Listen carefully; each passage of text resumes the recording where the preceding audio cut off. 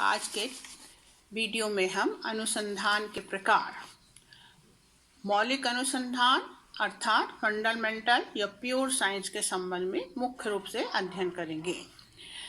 तो रिसर्च जो शब्द है उसका अर्थ होता है किसी विषय के संबंध में विश्वसनीय और प्रामाणिक तथ्यों को प्राप्त करना।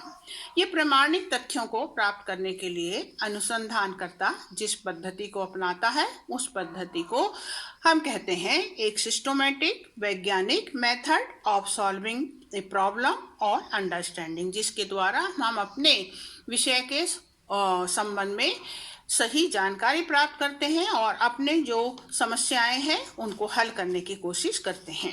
तो जब कोई अनुसंधानकर्ता अपने प्रश्नों के उत्तर ढूंढने के लिए अनुसंधान कार्य आरंभ करता है तब उसके सामने ये प्रश्न उत्पन्न होता है कि किस पद्धति के द्वारा वो अपना अध्ययन काम आरंभ करे ताकि उसका अध्ययन जो है विश्वसनीय हो सके। तो विषय की प्रवृत्ति एवं उसके उद्देश्य के आधार पर एक अनुसंधानकर्ता को जो पद्धतियां सामाजिक अनुसंधान के द्वारा निर्धारित की गई हैं उनमें से किसी एक को चुनकर अध्ययन आरंभ करना होता है।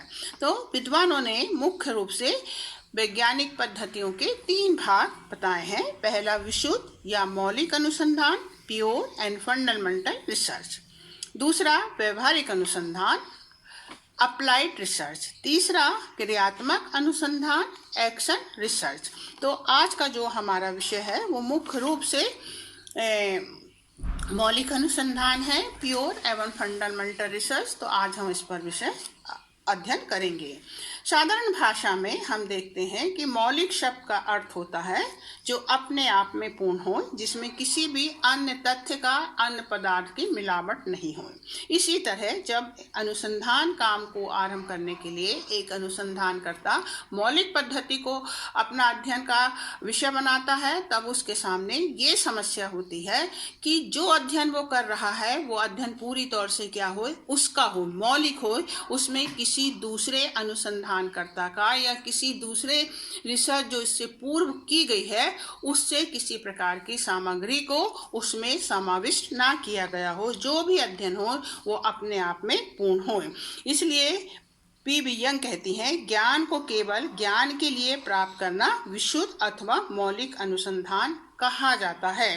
Gathering knowledge for knowledge sake a terms pure और बेसिक रिसर्च मीन्स जब अनुसंधानकर्ता का केवल एक उद्देश्य होता है, वो इसलिए ज्ञान को प्राप्त करना चाहता है ताकि उस ज्ञान के द्वारा वो अपने विषय को वास्तविक बना सके, इतना उसकी निष्कर्ष सत्य हो कि उनकी कहीं भी पुनः परीक्षा की जा सके। तो हम देखते हैं कि मनुष्य जो है एक जिज्ञासु प्राणी है और इसी जिज्ञासा के कारण उसने आज इतनी बड़ी संस्कृति और सभ्यता को जन्म दिया है। अभी भी कुछ ऐसी प्राकृतिक घटनाएं हैं जो उसके लिए रहस्य बनी हुई हैं और इसी रहस्य को जानने के लिए जो प्रश्न उन विद्वानों के मस्तिष्क में उठते रहते हैं कि ऐसा क्यों हुआ, इस साल बाढ़ क्यों आई, क्यों बताएं गर्मी पड़ रही है इतनी तीव्र गति से, तो इसके कारण जानने के लिए जब ऐसे प्रश्नों के उत्तर को ढूंढने के लिए एक अनुसंधानकर्ता अध्ययन काम करता है, उसके लिए जिन सामग्रियों को, जिन डाटाओं को वो संग्रहित करता है, उस पद्धति को, उस तरीके को हम मौलिक अनुसंधान कहते हैं। अर्थात इस सामग्री का उपयोग अनुसंधानकर्ता पहली बार स्वयं के अध्ययन के लिए करता है। तो कुछ बौद्धिक स्तर के व्यक्ति होते हैं जो हमेशा अनुसंधान काम करते रहते हैं और समाज को नए नए विचार, नए नए आइडिया, नए नए सिद्धांत प्रदान करते हैं ताकि समाज उनके द्वारा अपने को सुरक्षित और अपने समाज को विकास की ओर अग्रसर कर सके। मौलिक अनुसंधान का कभी भी कोई व्यवहारिक कोई लाभ प्राप्त करने के लिए कमर्शियल उद्देश्य नहीं होता है, ना ही वो कोई नए नए रिसर्च करना चाहता है। उसका उद्देश्य केवल विषय के संबंध में अधिक से अधिक ज्ञान प्राप्त करना होता है।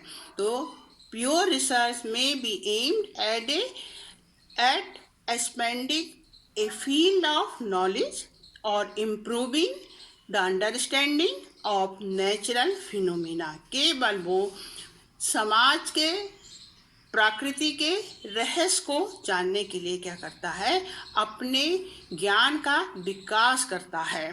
तो इस प्रकार से जो अध्ययन किए जाते हैं, उन अध्ययनों का अर्थ मुख्य रूप से ये होता है कि ज्ञान का विकास किया जाए और व्यक्ति के मन में जो जिज्ञासा है उस जिज्ञासा को पूरा किया जा सके।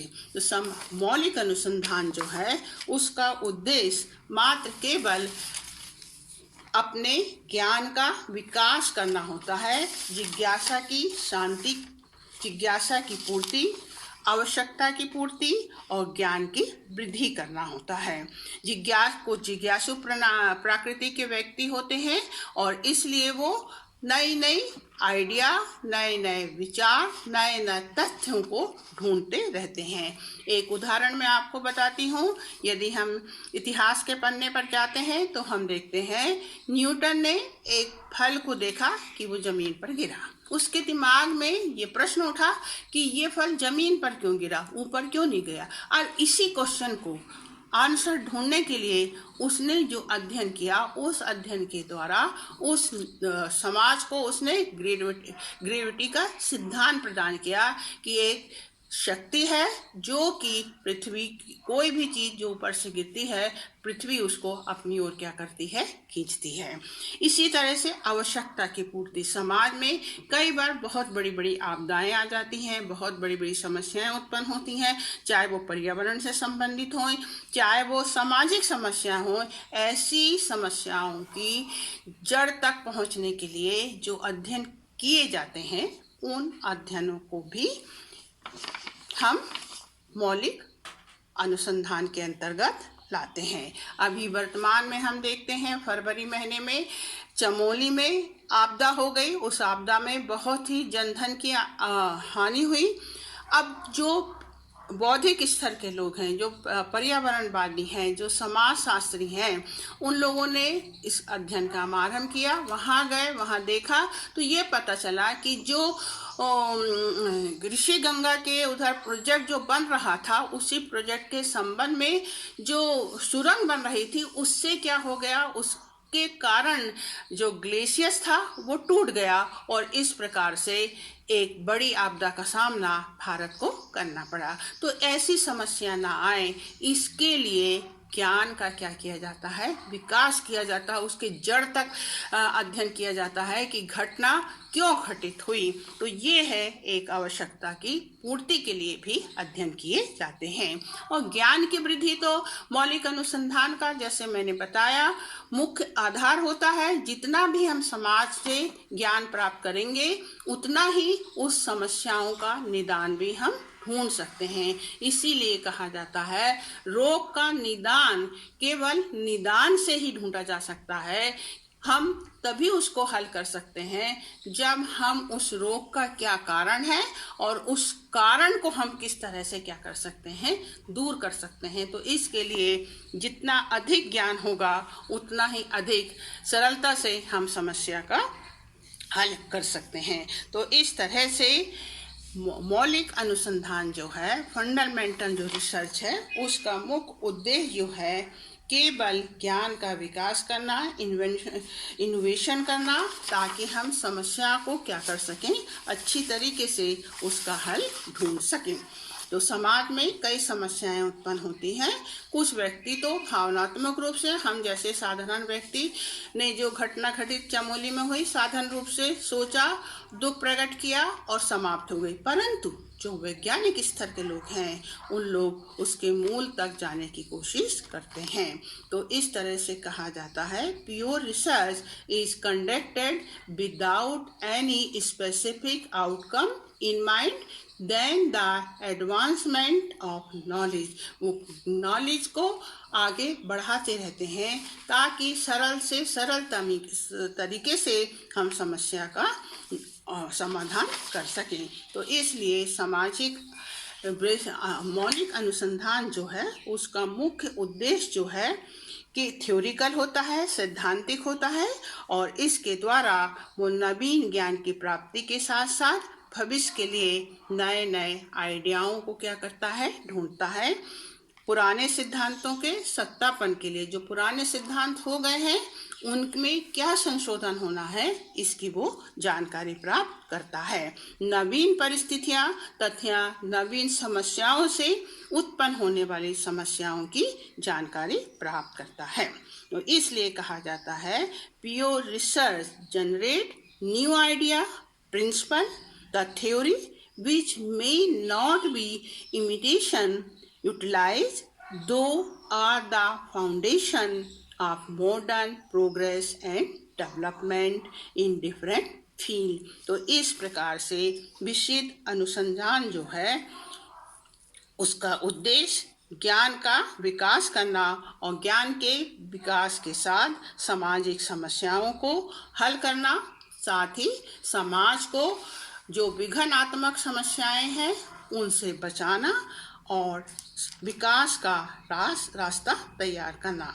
इसी तरीके से विशुद्ध अनुसंधान जो है वो अप्लाइड अनुसंधान के लिए जमीन तैयार करता है, क्योंकि उन आइडियाओं के द्वारा जो कि मौलिक अनुसंधान के द्वारा प्राप्त की जाती हैं, बाद में हम देखते हैं 50 साल के बाद 40 साल के बाद उस पर अनुसंधान होते हैं और उन अनुसंधानों के द्वारा समाज को लाभ प्राप्त होता है। तो मौलिक अनुसंधान केवल मुख्य उद्देश्य जो है वो इम्प्रूव ऑफ नॉलेज, और इम्प्रूव ऑफ नॉलेज के साथ वो अपना समाज को एक नए तथ्य, नए विचार और नए सिद्धांतों का निर्माण करता है।